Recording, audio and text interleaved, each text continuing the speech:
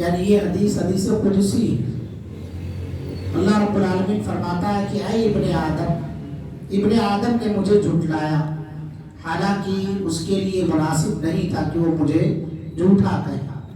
اس نے مجھے گالی دی، یہ بھی اس کے لیے مناسب نہیں تھا کہ وہ مجھے گالی دے۔ اس کا جھٹلانا کیا ہے؟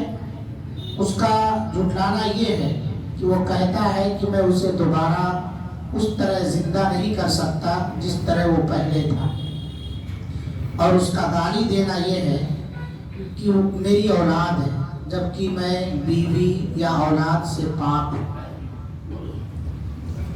یہ حدیث صحیح بخاری کی حدیث ہے، حدیث نمبر 4482 4482 80/2 حدیث نمبر ہے۔ اس حدیث میں اللہ رب العالمین کو گالی دینا یا اللہ تعالیٰ کو جھٹلانے کا تذکرہ ہے۔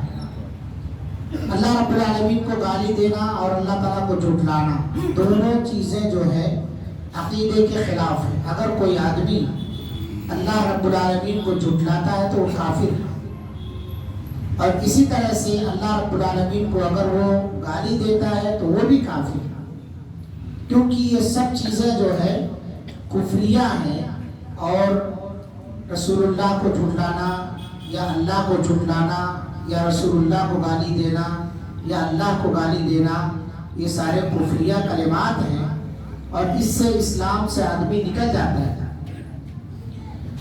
اس حدیث کے اندر اگر آپ غور کریں تو کل جو 25 تاریخ ہے دسمبر کی، بہت سارے لوگ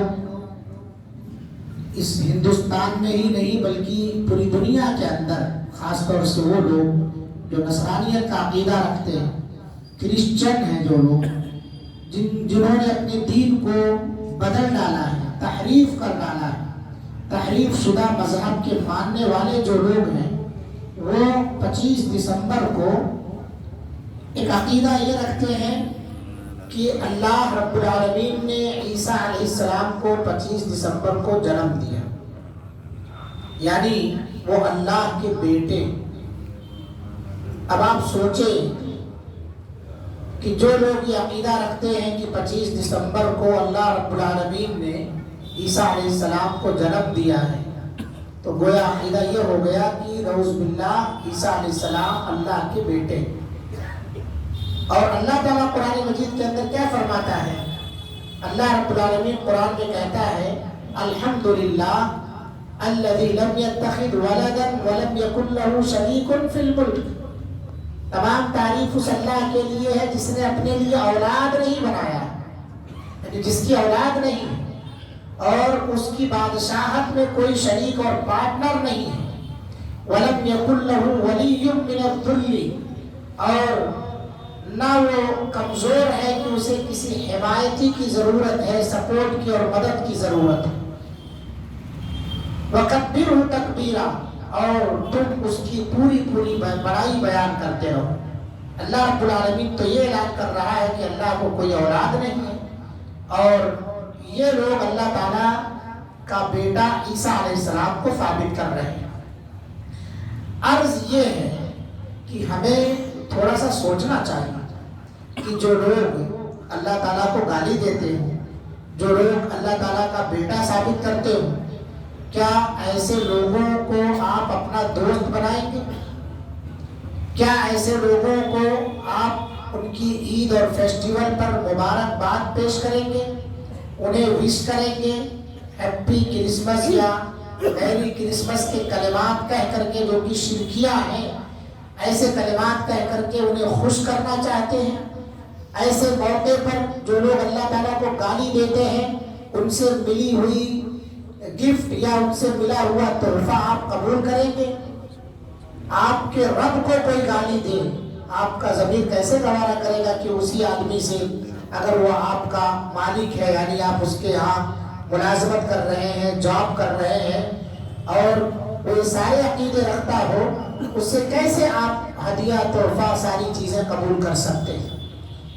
مسلمانوں کو سوچنا چاہیے، مگر بہت سارے مسلمان قومی یکجہتی کے نام پر، خیر سگاری کرتے ہیں اور بھائی بھائی ہیں بول کر کے، ہم ایک وطن میں رہتے ہیں، یہ ساری چیزیں بول کر کے ان سے ہدیہ تحفہ بھی قبول کرتے ہیں اور انہیں ان کی عیدوں پر مبارکباد بھی دیتے ہیں۔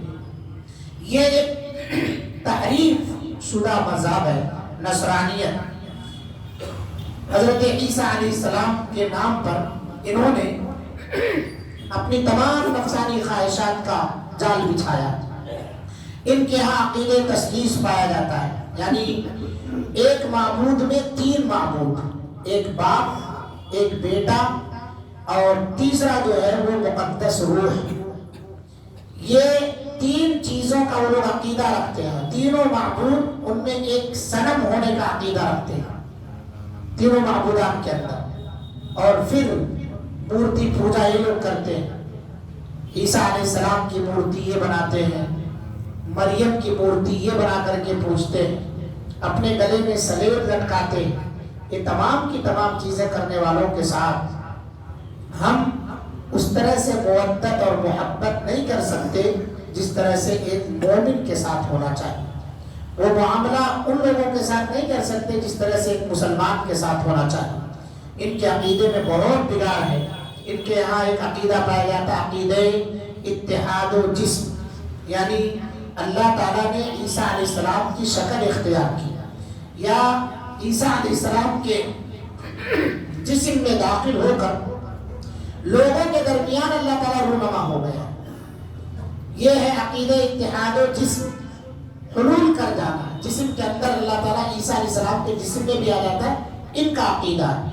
اسی طرح سے عقیدہ صلب و فدا ہے کہ آدم علیہ السلام کی غلطی سے قیامت تک آنے والی ساری انسانیت سے ہونے والی غلطیوں کا کفارہ بننے اور ان کا فدیہ دینے کی غرض سے عیسیٰ علیہ السلام سولی پر لٹک گئے۔ لہٰذا اب عیسائی کچھ بھی کریں، قیامت تک آنے والی جو انسانیت ہے، عیسائی جو لوگ بھی رہیں گے، انہیں کچھ بھی نقصان نہیں پڑے گا، کوئی گناہ نہیں پڑے گا۔ اسی لیے عیسیٰ علیہ السلام اپنے آپ کو سولی پر لٹکا لیے۔ اتنا غلط عقیدہ رکھنے والے لوگوں کے ساتھ مودت، محبت یا ان کی عیدوں پر مبارکبادی یا اسی طرح سے ان سے ہدیہ تحفہ قبول کرنا کس طرح ایک مومن آدمی گوارا کر سکتا ہے؟ ایک عقیدہ ان کے ہاں عقیدہ محاسبہ پایا جاتا ہے۔ روز قیامت عیسیٰ علیہ السلام لوگوں کا حساب کتاب کریں گے اور اس کے مطابق جزا سزا دیں گے۔ کون حساب کتاب کرے گا؟ وہاں کسی کی زبان تک نہیں کھل سکتی، اور یہ کہہ رہے ہیں کہ عیسیٰ علیہ السلام حساب کتاب کریں گے۔ ایک عقیدہ یہ بھی پایا جاتا ہے روحانی جسم کا، کہ روز قیامت جسم صرف روحانی ہوں گے، جنہیں کھانے پینے کی ضرورت نہیں ہوگی، بلکہ مرد اور عورت کے جسم میں بھی بلا تفریق یکساں ہوں گے، مرد اور عورت سب ایک ہوں گے، کوئی فرق نہیں ہوگا ان کے اندر۔ نعوذ باللہ، اتنا غلط عقیدہ ان کے اندر پایا جاتا ہے۔ اس کے باوجود بہت سارے مسلمان جو ہے ان کا ہدیہ تحفہ یا اسی طرح سے وہ تمام چیزیں جو ہم مسلمانوں کے ساتھ کرتے ہیں وہ سب کچھ کرتے ہیں۔ اس سے اجتناب کرنا چاہیے۔ ہم تمام کو یاد رکھنا چاہیے کہ مذہبی امور میں اہل کتاب کی اگر اطاعت ہوگی تو آدمی مرتد ہو جائے گا، یعنی اسلام سے نکل جائے گا وہ آدمی۔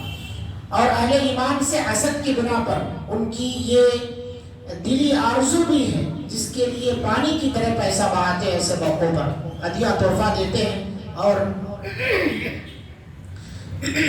قیمتی ہدایت دیتے ہیں، موٹی قیمتی ہدیے دیتے ہیں لوگ، تاکہ اس کے ذریعے سے آپ کو کرسچنالٹی کے اندر، نصرانیت کے اندر آپ کو کھینچ سکے۔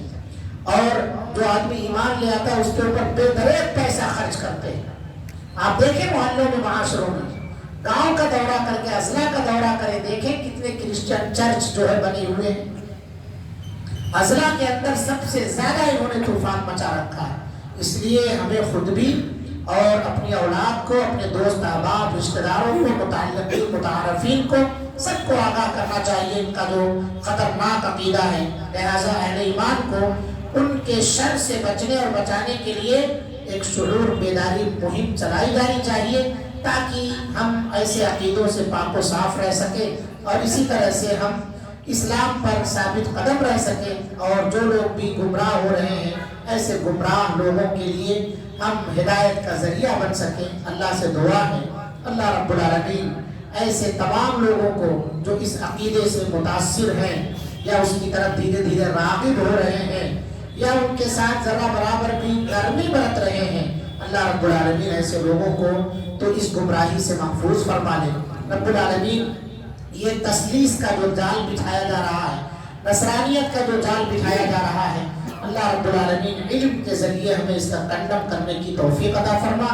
بارگاہ ہمیں 25 دسمبر کو اپنے بچوں کو جو اسکولوں میں لوگ پروگرام کرتے ہیں، خاص طور سے مسلمانوں کو چاہیے کہ اس تعلق سے اپنے بچوں کو آگاہ کریں کہ وہاں جو بھی چیزیں گفٹ یا اور دوسری چیزیں دی جاتی ہے اگر ہو سکے تو اس میں شریک نہ ہو، اور جہاں تک ہو سکے تو اپنے گھروں میں رہیں اور ان عقیدوں سے ان تہواروں سے اپنے آپ کو بچانے کی فکر کریں. اللہ رب العالمین ہم تمام کو اس کی بھی توفیق عطا فرمائے.